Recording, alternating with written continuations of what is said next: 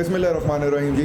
आप सब लोगों का बहुत शुक्रिया कि आपने अपने कीमती वक्त में से टाइम निकाला। और एक बहुत इंपॉर्टेंट केस था हमारे नॉर्थ कैंट का, जो कि एक ब्लाइंड मर्डर था, जिसको अल्हम्दुलिल्लाह नॉर्थ कैंट की टीम ने इसको ट्रेस किया था। तो उसके बारे में आपको ब्रीफ करना था। उस सिलसिले में आपको आज यहाँ पे बुलाया गया है। वक़ूआ कुछ इस तरह से हुआ था जी कि 31 जुलाई को अल्ताफ़ कॉलोनी के अंदर सुबह 8 बजे नॉर्थ कैंट थाने का जो एरिया है, हमें एक कॉल रिसीव होती है कि जी एक डेड बॉडी मिली है एक घर की बैठक के अंदर।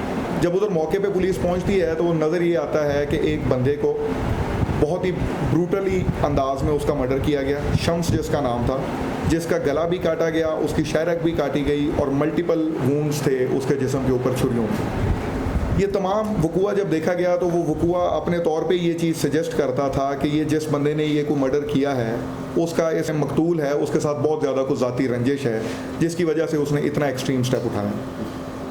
FIR रजिस्टर हो गई। FIR रजिस्टर होने के बाद पुलिस ने इसके मुख्तलिफ ज़ावियों पर काम करना शुरू कर दिया। सबसे पहले टेक्निकल अंदाज में, जिस तरह से उसकी CDRs वगैरह कलेक्ट करके, और जो भी उसके फ्रीक्वेंट कॉलर्स थे, टॉप मोस्ट फ्रीक्वेंट कॉलर्स के ऊपर भी काम किया गया। और साथ साथ और जो भी टेक्निकल जो भी चीज़ें की जा सकती थी वो इसके अंदर की गई ताकि इस केस को ट्रेस किया जा सके। टोटली एक ब्लाइंड मर्डर था जिसमें पुलिस जो है वो टोटली क्लूलेस थी कि आया ये मर्डर किसने किया होगा। उसके साथ साथ फिर ह्यूमन इंटेलिजेंस के आंसर पे भी काम किया गया और इस चीज़ को फोकस किया गया कि ये देखा जाए कि कौन कौन से इधर लोग थे जिनके साथ इसका कोई इस तरह से इशू हो सकता था।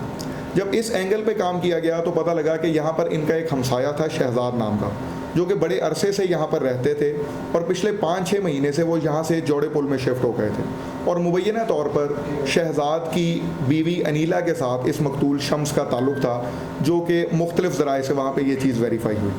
जब इस चीज़ को मज़ीद वेरीफाई किया गया तो ये आंसर जो है वो बिल्कुल इसका मुतय्यन हो गया कि ये इनका ताल्लुक़ तो साबित था और उसकी यहाँ से शिफ्ट होने की भी वजह यही थी। उसके बाद जब शहजाद को शामिल तफ्तीश किया गया और उसके साथ मुख्तलिफ पहलू डिस्कस किए गए, तमाम मामला उसके साथ जब बात की गई तो शहजाद जो है उसने अल्टीमेटली अपने इस क्राइम को कन्फेस कर लिया और उसने माना कि उस दिन सुबह को सुबह उसने आकर यहाँ पर इसका शम्स का मर्डर किया था। वजह उसने यही बताई कि पिछले 7-8 साल से उसकी बीवी अनीला के साथ उसका ये ताल्लुक़ था और वो मुख्तलिफ मौक़ों पे उसको इस चीज़ से रोकता भी रहा, लेकिन शम्स जो है वो इस चीज़ से बाज नहीं आ रहा था और इसी वजह से 5-6 महीने पहले वो यहाँ से शिफ्ट हुआ था।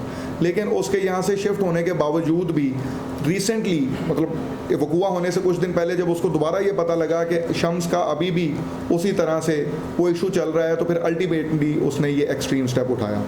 यहाँ पे ये चीज़ मेंशन करना ज़रूरी है कि जो मकतूल शम्स है वो रिक्शा ड्राइवर था और पिछले 1-2 माह से उसकी अपनी जो एंकल है वो फ्रैक्चर थी और वो बेड रिडन था।